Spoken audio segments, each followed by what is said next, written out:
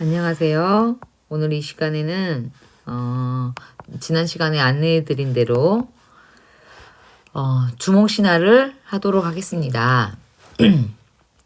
교과서는 여러분 일단은 176쪽을 펼쳐주시면 될 것 같아요. 자, 지금 우리가 배우고자 하는 부분은 한국 문학의 역사예요. 당연히 한국의 역사와 문학의 상호관계가 다뤄질 수밖에 없어요. 그럼 한번 생각해 봅시다. 저 먼 옛날 사람들은 궁금했을 거예요. 해는 어떻게 생겼지? 별은, 저 달은, 저 새는, 강물은 도대체 어떻게 생겼지? 그래서 아마 상상력을 발휘하게 된 게, 이 모든 것들은 신이 만들었을 거야 라는 거죠. 그렇게 해서 신화가 탄생되는 겁니다. 신이 만들었을 거야. 이런 자연물들에 대해서 각각 사연을 이야기하다가 나중에 사람들이 모여서 마을을 이루고 공동체를 이루고 국가를 형성하는데 어때요? 신처럼 그런 신성성을 가지고 있어야 우리의 뿌리에 대해서 자부심을 뿜뿜할 수 있잖아요. 그래서 나라를 세워지게 된 시조, 어떤 기원 이런 걸 우리는 건국신화라고 합니다. 여러분이 잘 알고 있는 거는 단군신화가 우리는 많이 알고 있죠. 그러다가 시간이 흐르면은 이제 신들의 이야기가 아니라 인간들의 이야기로 오는데 신화 다음에는 전설이 이제 오게 되는 거죠. 이 전설에서는 신이 주인공이 아니라 인간이 오긴 오는데 이 인간은 좀 비범해요. 평범하지 않다라는 그런 비범한 인물이 등장을 합니다. 이 비범한 인물은 금기가 꼭 제시되는데요. 전설에서는 특징이 이 금기를 꼭 깨트려요. 뒤돌아보지 마라 하면 뒤돌아보고 열어보지 마라 하면 열어보고 뭐 이런 금기 이런 금기로 인해서 어떤 증거물로 뭐 흔들바위가 되었다 어떤 강을 이루게 되었다 이런 증거물들이 또 나오게 되는 거죠. 그러다가 영웅도 아니고 신도 아니고 우리 평범한 인간들의 이야기들을 또 사람들이 짓기 시작하죠. 평범한 인물이 나와서 우스꽝스럽고 재미있고 이런 이야기들. 이건 되게 흥미 위주예요. 건국신화는 거룩하고 신성미가 넘치는 신성미가 넘치는 이야기고 전설 같은 경우에는 증거물이 있으니까 진실미, 진실성을 확보하는 그런 이야기죠. 이러한 신화, 전설, 민담을 우리는 설화라고 합니다. 이 설화로 시작해서 그 후에 뭐 가전체 문학이랄지 고전 소설이랄지 현대 소설에 이르기까지 그 문학의 역사적 흐름이 쫙 연결되는 거예요. 그렇다면 우리는 그 중에서도 신화, 건국신화인 주몽신화를 한번 공부해 보도록 하겠습니다. 178쪽이에요. 주몽은 거구려의 시조, 거구려의 기원을 밝히는 그런 설화인데 여러분 이거는 쭉 읽어보세요. 읽어보시고 선생님이 바로 학습활동에 채우면서 줄거리도 잠깐 이야기해 줄까 합니다.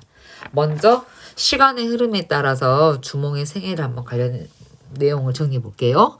고귀한 혈통이라는 게 무슨 말이냐면은 할아버지가 천재 하늘신.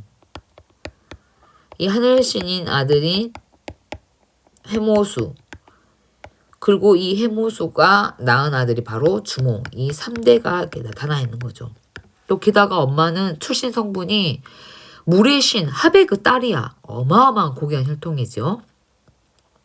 엄마는 햇볕이 요래 자기를 자꾸 따라오는 거죠. 피하려고 그러면. 그러다가 어느덧 태기가 돌고 배가 불러오고 아기를 낳는데 아기가 어때? 알을 낳은 거야. 아기가 아니라. 이런 난생설화도 여러분 박혁거세 설화랄지 김수로왕 설화랄지 굉장히 자주 나타나는 거예요. 사람이 알을 낳았으니 당연히 깜짝 놀래겠죠. 이때 유화 부인을 궁궐로 데려왔던 부여 금마왕은 사람이 알을 낳은 게 기이하게 여겨서 내다 버립니다. 아이를. 내다 버릴 기, 아이야, 뭐 기야라고 많이 나와요.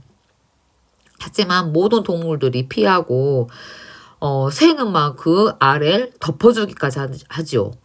동물들이 피하고 이런 걸 또 이상하게 여겨서 다시 그 알을 주워다가 유아 엄마에게 줍니다.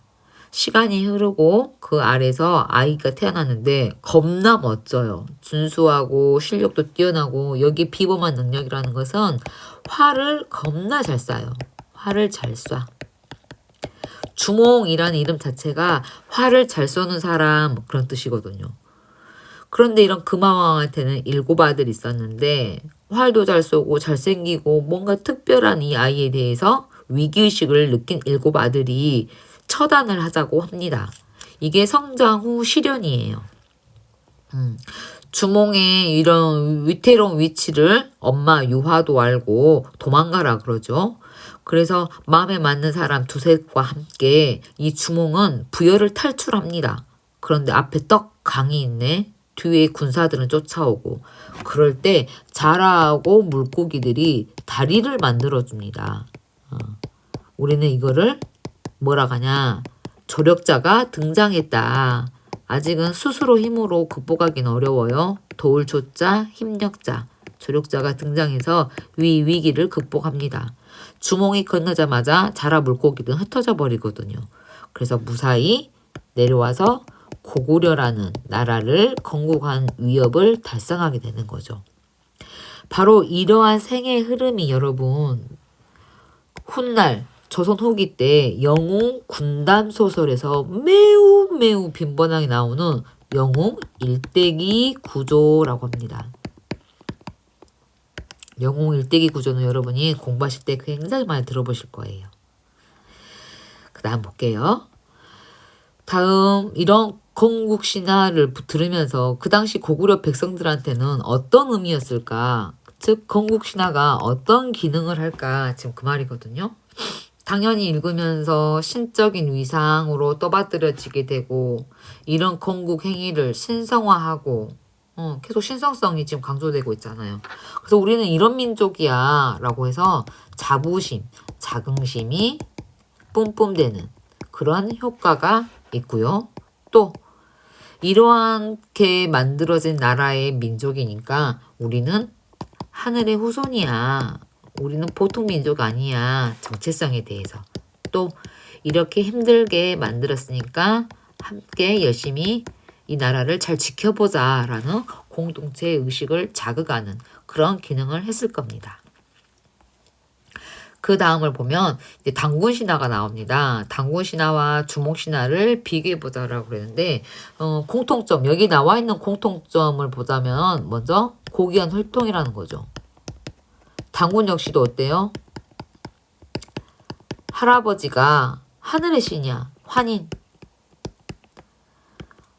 그 아들 환웅이 인간 세상에 관심이 있어서 옥류하고 만나 단군을 낳았거든요. 이런 고귀한 혈통이 또 공통점이고 끝내는 고조선을 세우고 한쪽은 고구려를 세우고 이런 위협을 달성했다라는 공통점이 있어요.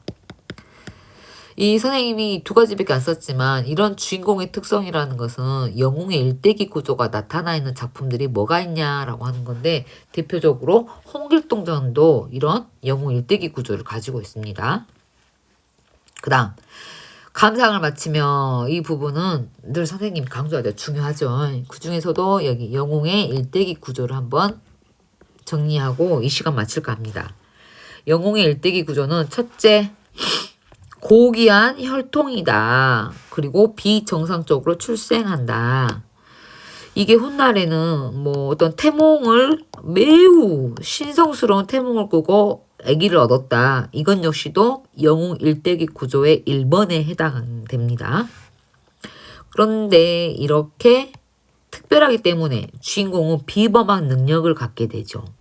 이 능력 때문에 주변으로부터 시기, 질투가 많고 시련이 찾아와요. 그래서 가족과 헤어지거나 버려지게 되거나 죽음의 위기에 놓이게 된다거나. 하지만 아직 힘이 부족해서 어려운데 이때는 어쩐다? 조력자, 구출자나 양육자를 만나서 위기를 극복하게 되죠. 하지만 또 2번째 위기가 찾아오지만 첫 번째 위기처럼 더 이상 어린애가 아니야. 그래서 그걸 극복하고 위협을 달성하는 이런 이야기 구조라는 겁니다. 영웅의 일대기 구조가 대표적인 작품으로 주몽신화 외에도 아까 말했던 홍길동전이네, 육춘율전이네, 또는 뭐 여러분 막 전쟁 이야기가 나온다. 전쟁 이야기를 군담소설이라고 하거든요. 이게 나온다면 거의 영웅 일대기 구조라는 거예요.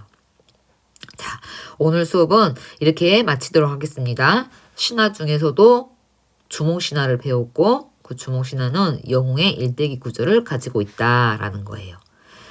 그럼 우리 다음 주에 교실에서 만나보도록 하겠습니다.